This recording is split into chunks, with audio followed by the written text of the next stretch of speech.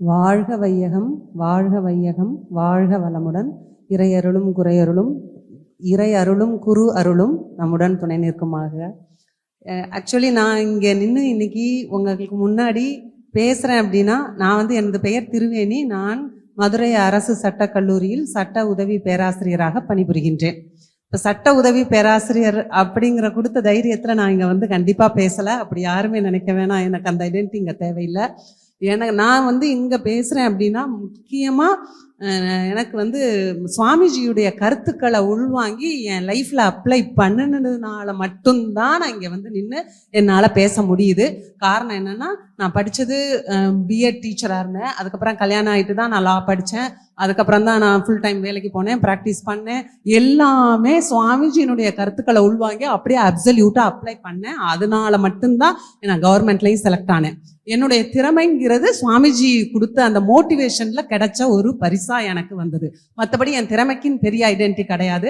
ஆனா இந்த கருத்துக்களை உள்வாங்கின பிறகும், இவ்வளவு நான் செஞ்ச பிறகும் எனக்கு ஒரு திருப்தி கிடையாது. காரணம் என்னன்னா, எனக்கு தூக்கத்தின் மேல ஒரு பயம். அந்த தூக்க பயத்தால நான் சரியா உடற்பயிற்சி செய்ய மாட்டேன். காயகற்பத்தையும் அலட்சியம் பண்ணுவேன், ஆனா செய்வேன். அலட்சியம் பண்ணல, அதை என்னால ஃபாலோ பண்ண முடியாது. காம்ப்ரமைஸ் பண்ணுவேன், மற்ற ஒர்க்குக்காக செய்வேன். தவம் பண்ண சரியா செய்யறது இல்லை. கருத்துக்களை மட்டும் உள்வாங்கிட்டு இருந்தேன். அதுக்கு காரணம் ஒரு பேராசிரியர் NSS ரத்னமையான, அவர்கிட்ட வாரம் போவேன் சென்னையில. அவர் சொல்லி கொடுத்ததுனால, அந்த சப்ஜெக்டை சொல்லி கொடுத்ததுனால.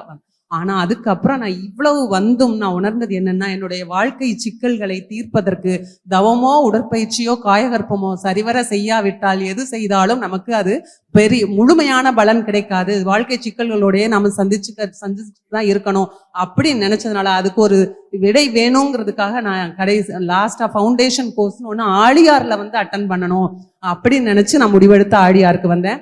ஆழியாருக்கு வந்த பிறகுதான் இப்ப நான் போகும்போது அத்தனை வகுப்பு இங்க அத்தனை பேராசிரியர்கள்லாம் வகுப்பு எடுத்தாங்க. அது போக ஆழியாரனுடைய சூழ்நிலை எங்க பார்த்தாலும் ஒரு பிளானிங், ப்ரெசிஷன், பேட்டர்ன், இது மூணுமே ஆழியார்ல அப்படியே கீப்பப் பண்றாங்க இருக்கிறது எனக்கு தெரியுது. அப்படி நம்ம வரும்போது நம்மளுடைய சிந்தனையும் செயல்முறையும் அதற்கேற்ற மாதிரி ஒழுங்கு அமையுது ஆட்டோமேட்டிக்கா.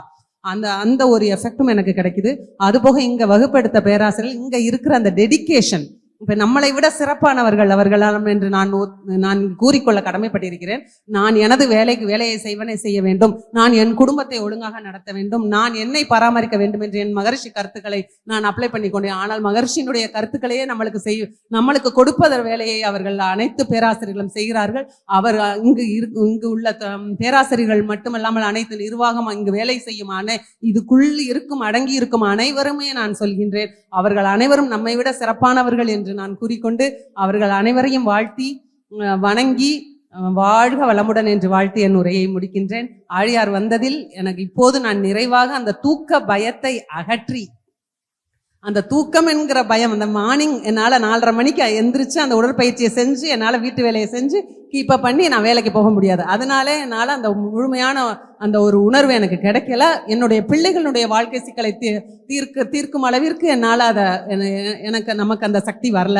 அப்படிங்கும்போ இங்க வந்த அந்த ஒரு சூழல் அந்த தூக்கத்தில் இருக்கும் பயத்தை அகற்றி விட்டது.